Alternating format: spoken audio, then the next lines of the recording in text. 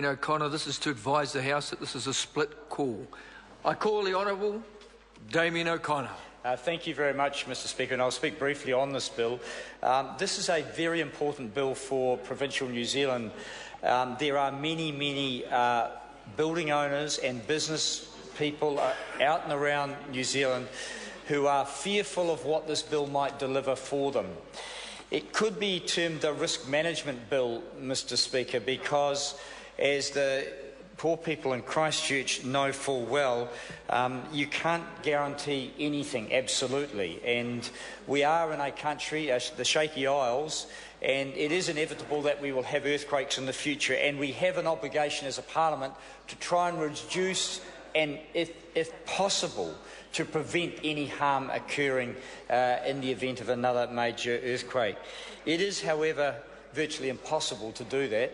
Speakers before me have raised the issue of balance, and my good colleague Raymond Ho has spoken on numerous times on this.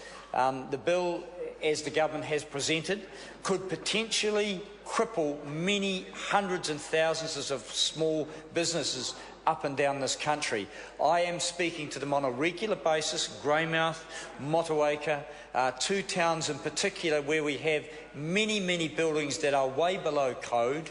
They are occupied by people who are battling away to try and survive in business. They are confronted with internet purchase. They are confronted with the big chains who have built brand new buildings coming in, riding into town, and of course squashing opportunities for them to survive.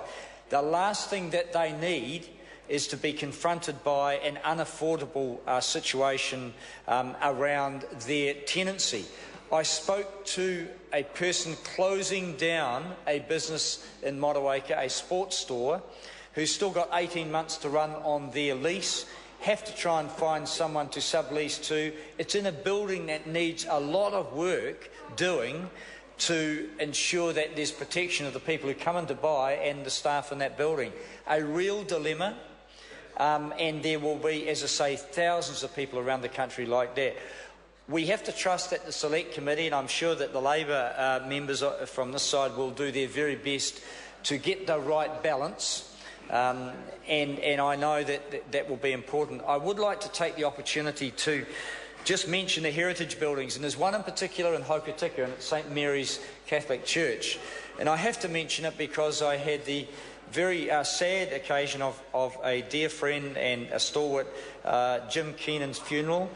He was a stalwart also of the Catholic Church, and one of the greatest, I guess, losses for him was the inability for him in his last months was to attend Mass in St Mary's Church because it has been deemed by the Catholic Church in Christchurch to be unsafe and unfit for service. It's a beautiful building. I'm not sure how the passage of this legislation will affect the Catholic Church's ability to do up that church and to restore it to a usable building. It is a heritage building, it is magnificent, but we now have the tensions between building owners with a responsibility to people who utilise the building, and then the huge cost facing an organisation, in this case a big one, but in many other cases around the country, small landlords or individual business owners who are faced with a real dilemma. So I hope that the Select Committee, Mr Chairman, does the very best it can to find that right balance. I'd just like to, I guess, a word of warning. The National Government hasn't been very good about sorting out the leaky homes situation. And I hope they do better at the shaky homes situation, Mr Speaker, and that's what we are facing here. Councils up and down the country clearly need direction from central government.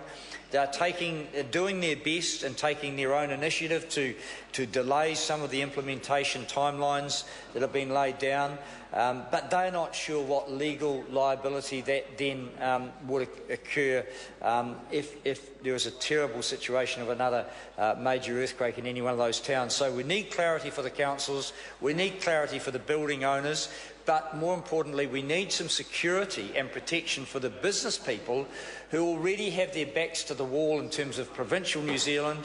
They need to know that they can carry on safely. They can do so without having to pay ridiculous fees and costs of upgrade. So we wish the Select Committee all the very best in its considerations, Mr Speaker.